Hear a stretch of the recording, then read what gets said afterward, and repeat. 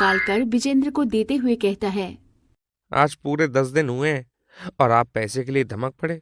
मैं आज शाम को ही आपको पैसे देने आता, पर समय की कमी के कारण मैं आ नहीं पाया।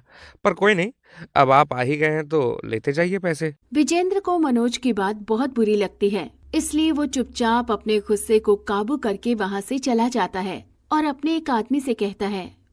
सुना है मनोज का काम बहुत अच्छा चल रहा है, रोज उसकी अच्छी कमाई होती है। हाँ मालिक, बिल्कुल ठीक सुना है आपने। वो गरीब कभी भी अपने लिए कोठी बनवा सकता है। ऐसा कभी नहीं होगा। आज उसने मेरी बेइज्जती की है। मुझे लगा था कि वो मुझसे पैसों के लिए गिड़गिड़ाएगा, पर नहीं, ये तो उल्टा मेरे मुंह पर पैसे मारने लगा। पर कोई बात नहीं मनोज, अब मैं तुझे काम करने लायक ही नहीं छोड़ूंगा।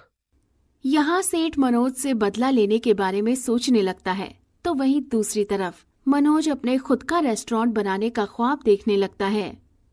बहुत जल्द मैं अपना खुद का रेस्टोरेंट खोलूंगा। अपने बच्चों को, अपने परिवार को एक बेहतर जीवन दूंगा। बस यही मेरा सपना है कि मेरे रेस्टोरेंट के बाहर लिखा हो मनोज रेस्टोरेंट। इसी तरह से शाम को मनोज अपना ठेला लेकर घर आ रहा था। तभी रास्ते में एक तेज रफ्तार गाड़ी आती है और मनोज को टक्कर मार देती है, जिससे मनोज का बुरी तरह से एक्सीडेंट हो जाता है।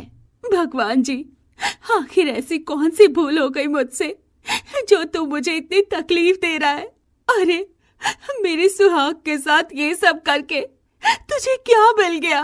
गरीबी में जैसे तैसे हम लोग अपना गुजर बसर कर रहे थे, पर अचानक तूने हमको इतना बड़ा दुख क्यों दे दिया। हे राम जी, मेरे बेटे को ठीक कर दो। अरे, बड़ी बदनसीबी है मेरी कि इस उम्र में अपने बेटे को ऐसे देख रही हूँ मैं। पापा, आप कब ठीक होंगे? पापा, आप कब ठीक होगे? इस हादसे से मनोज ने अपना सीधा हाथ ही गंवा दिया था। साथ ही उसके एक पैर की हड्डी बुरी तरह से टूट चुकी थी, जिस कारण मनोज अब कभी चल नहीं सकता था। पूरे 6 महीने बाद मनोज हॉस्पिटल से घर आता है। मनोज लाचार एक चारपाई पर पड़ा था। घर में ना तो राशन था और ना ही राशन लाने के पैसे। क्या करूं, कुछ समझ में नहीं आ रहा। 6 महीने तक जैसे तैसे कर्ज लेकर गुजारा कर लिया, पर अब नहीं लगता कि आगे ऐसे चलेगा। इसलिए मुझे कहीं कोई काम देखना ही पड़ेगा। ऐसी बुरी स्थिति देखकर सुमन बाहर नौकरी करने के बारे में सोचती है और वो इस बारे में मनोज और कुंती से बात करती है।